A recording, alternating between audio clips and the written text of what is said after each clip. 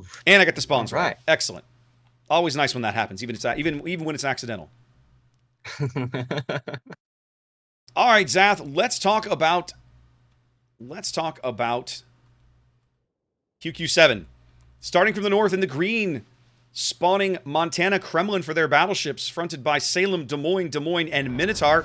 We saw Polarberg play Minotaur a little bit yesterday. Looked really good doing it. I'm excited to see more. Venezia, as well as only 2 destroyers, Shimakaze and Marceau.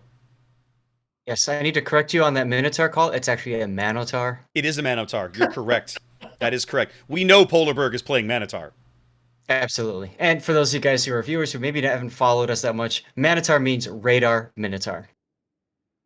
Over on the GGWP side of things, we are looking at Yamato and Kremlin. We've got Triple Des Moines, Venezia, Gearing, Daring, and Marceau. Have a look at how things are shaping up here. I'll be curious to see, again, we're looking at QQ7 playing a little bit of a destroyer deficit. They seem content to just kind of let B do its thing for a bit. Looks like they're going to ship one of the Des Moines down there. I'm betting that's Vermi. It is. Captain Vermicelli going to move down and cover B with his radar for a little while. Oh, we talked about this before, I think yesterday. This particular map suits itself very well to Des Moines and not so well to a lot of destroyer play. So dropping a destroyer in favor of another Des Moines or a cruiser in general might not necessarily be a bad thing here.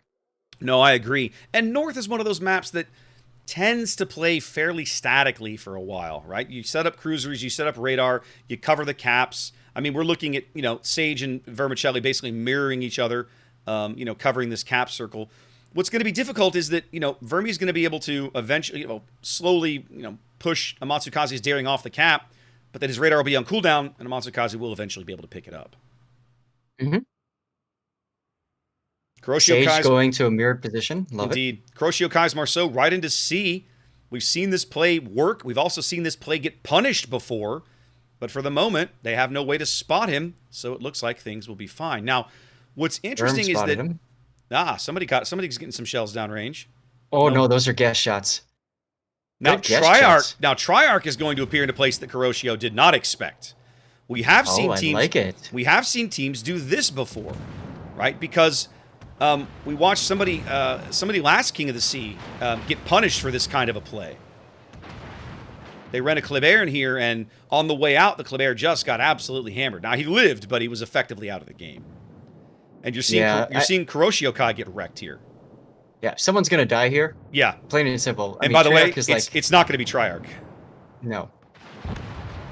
Ta-da. Just like that, QQ7 ready for the Marceau dive into C. Kuroshio Kai punished. QQ7 up a ship. Yeah, but Triarch is burning on a sticky fire. Yeah, he's two sticky fires. Ooh, he's going out. He's out. Look at that. Is it a trade? Bye. It is a trade. Well, now, the plot thickens. How interesting. That certainly didn't go the way the QQ7 wanted. Nope. I'm currently spamming my chat with a death pick emoji to tell them, watch for something crazy. Oh! Wow. Speaking of more crazy, holy cow. A huge kill. Catastrophic. That is a huge kill over here for QQ7. Polsky just breaking the keel of Yoshi's gearing. Breaking Yoshi in half, quite literally.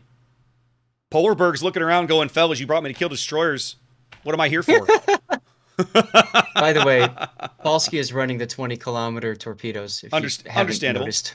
Understandable. Wow.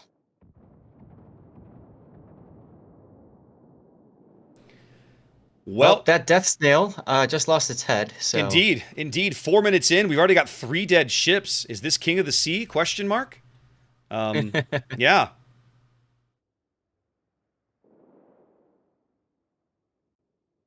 The death snail's going to farm what damage they can off of Christopher's Montana while they can. We saw was that a Matsukaze? Yeah, we saw Matsukaze pick up B as expected. Vermi not in a position to do much about it. Even if he'd radared and pushed him off once, he couldn't do it again. And so now you see Feva, Peachy, and Chaos kind of setting up for this push down the 9-10 line, really. I kind of question the need for this. Why would you Why would you go to this level of strategery when you could just probably just drive right into sea and laugh about it? You gotta win this intend flank. to shove that Kremlin into sea. Oh, they certainly from could. The 9 line. They certainly could. Yeah. Drive it right into the little gap there, park him north of the island, and punch Sage's Des Moines in the face repeatedly until he's dead.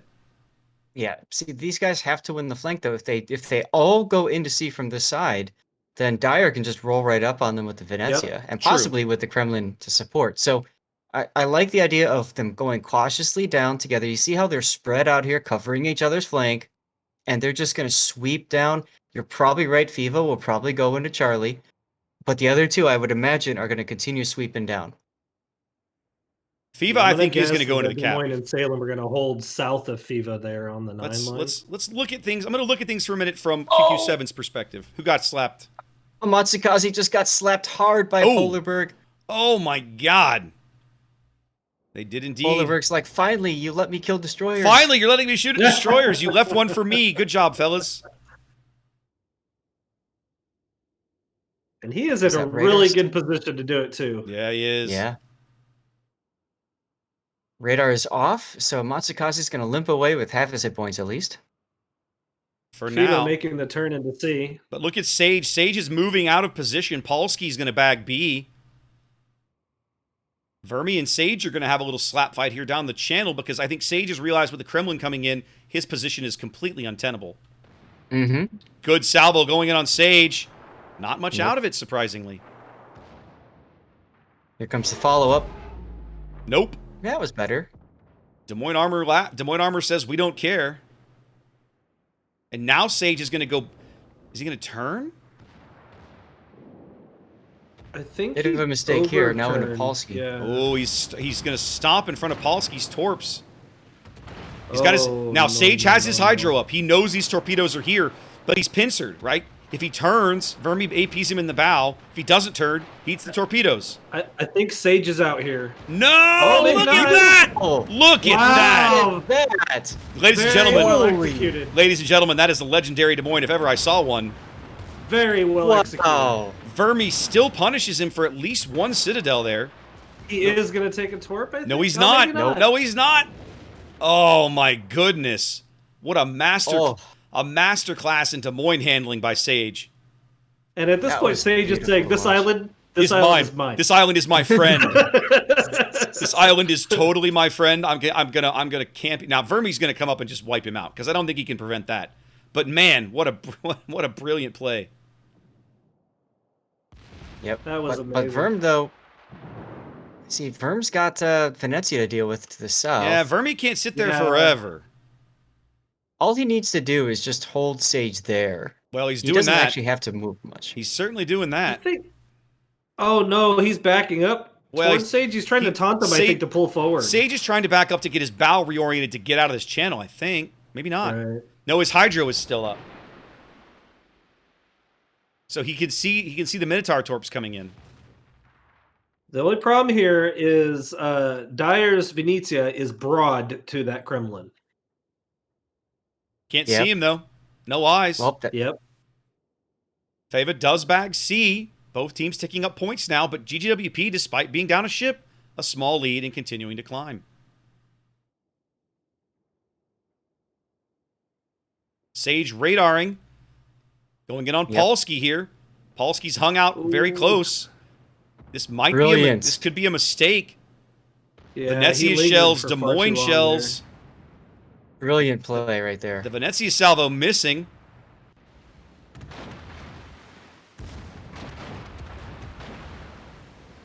I don't know if you guys have kept an eye on 1, 2, 3 line, but it's pretty much collapsed to a full retreat here. Mm-hmm. Yeah, I see Christopher's at 15K and bleeding. Polsky is somehow managing to dodge. There it is. Not everything. He can't dodge at all. He's going out. And he's about to be dead. 60-second Des Moines radar says, take your Shimakaze and get off my board. Yeah. Sage just putting on a clinic in Des Moines here. Just putting on a look at him go. Now let's see if Christopher can end his run. No. He's already moved forward. Oh, he takes a chunk at least. Minotaur shell, Des Moines AP starting to fall on Polarberg now. Polar just needs more pins. Here comes Venezia. There it was. The Venezia shells seal the deal. Played, though. What a great run by Sage. Very good. Yeah. Now, Vermi in this channel has the opportunity to move into B, but I think it's probably a little risky still. Getting punished by Venezia AP on the broadside. And you know that Arch's Yamato is turning his turrets right now. Absolutely. Matsukaze opening up now. Yep, Vermi radars, so Matsukaze's like, forget it, might as well.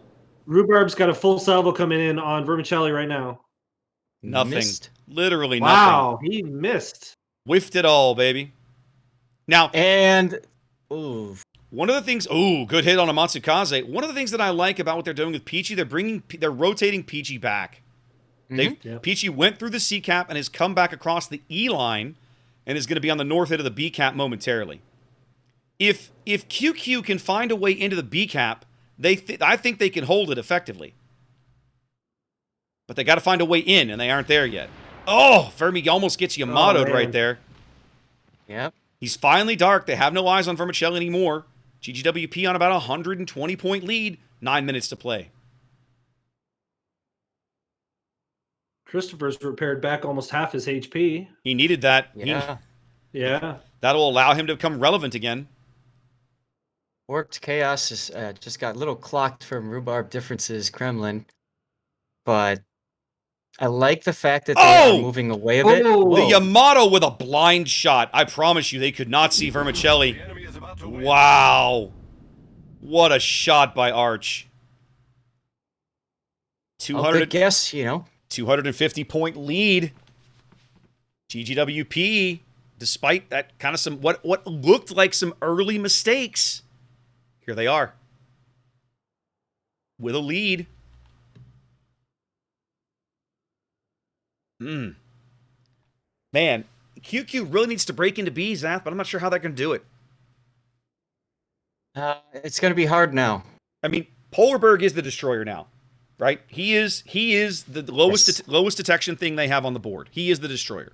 So they have two good-ish options. One is shove him into the cap, get the cap. Dare Matsukaze to come spot him, where he'll get radared and hopefully melted. The other option I see is maybe to just... No, I really think that's probably their best option. Polarberg seems to be going for it anyway. FIFA is moving forward now. Oh, Polarberg spotted on the surface for Des Moines AP. Not a catastrophic hit, just a decent one. The Venezia AP also not accomplishing very much. There's the radar. Polarberg has his turrets around looking for a Matsukaze. Yep, he found him. No? No, what is he shooting at? There we go. Took him a second there. Yamato salvo coming in, will get over the island. Not enough. Nope. Brilliant maneuvering by Polarberg here. Venezia salvo not landing anything. The only ship with shots on him now is the Kremlin. And the Kremlin is 30-something kilometers away. Nothing doing. Polarberg really showing that not all minnows are created. Man, look at this. Look at this charge of the Manitar, Zath. A Matsukaze on 1,600 HP. They're still dumping shells in there. They can still see him. Yep. He's just now getting out of radar range. 500 HP. There it is. That's it. That's a huge kill that they badly needed. Polarberg's going to be able to pick up the B cap. That's what I love about Look at GGWP now. They are herded into a corner. They really are. Yeah. Except for the Kremlin, who's kind of off by himself. What I love about Manitar, Zath, is that you can do that, right? Once all the destroyers are off the board, you're the destroyer. Now, Woshi, it feels like Woshi's making an ill-advised charge here. Am I the only one that feels this way? Yeah. No, you're not wrong. Oh! Shokaku just got slapped. I see that. The biggest problem right now, too, is Rhubarb is starting to move up, and he knows that those three, the Des Moines, Salem, Kremlin right there, are kind of locked in that position because of him. Yeah.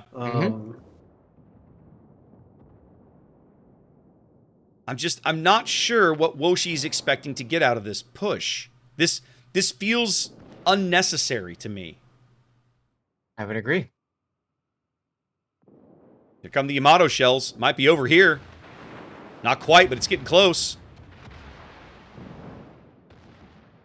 They're trying to bag a kill, but I don't think they need a kill.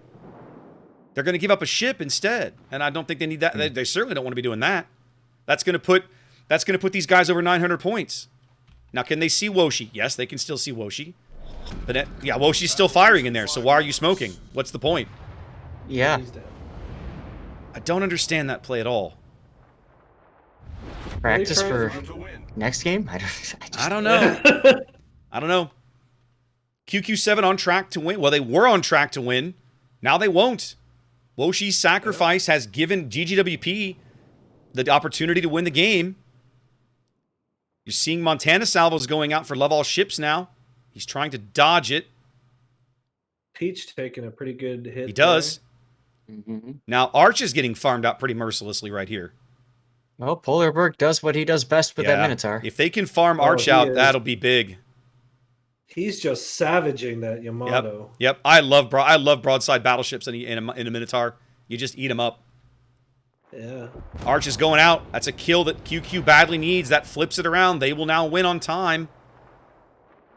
They haven't overtaken yet, but they will if things keep going this way. And unfortunately, both Des Moines are really low. They can't necessarily just turn around and make something happen. Nope. Although they have to. I mean, both GGWP Des Moines have been just savage. They've got to be out of heels, sucking wind, herded into the corner of the map with a Montana pushing down on them. Chris is actually going to be in the A-cap here in a moment. And here comes the shells on Dyer. Nope. Nah. Seems to have overled those a bit. As now Chris is going to come under the focus fire of both Des Moines again. They opened fire after his Valkyrits had fired at Dyer, of course. Ooh, big hits on Peach.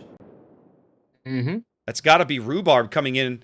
They had isolated that Kremlin and kind of left him for dead, and now he's becoming relevant again. Now is Feva going to keep him honest? They're not even looking at. They're literally ignoring Rhubarb. They just don't even care. Nope. Yeah, they're just letting him chunk salvo after salvo. It's kind of interesting. Kremlin Shell's looking for Polarberg. Nothing doing as they continue to farm Dyer down. When Dyer dies, if Dyer dies, and he should, that'll be the lead change. And there it is. Or no, not yet. It's coming. It's got to be coming soon. Come on. There it is. Right there. There it is. There's the lead change. There it goes. There's Captain the lead. evacuating off the ship right now. Indeed. There's the lead change. But Peachy might go out. Kremlin salvo looking. Peachy's being very aggressive here. Yeah. I don't know that it was the best idea. Because he's probably going to go out here shortly. Yeah, I think so. Oh, 18 we'll see. seconds. 15 seconds. They've got. That's how length of time they have to kill him. If QQ die first. QQ picks up a kill, the game ends. I love all ships is about to go down. Yeah. Yep. They're trying to focus him out now. And both ships live. QQ wins game 2. Hell of a flip. Mm-hmm.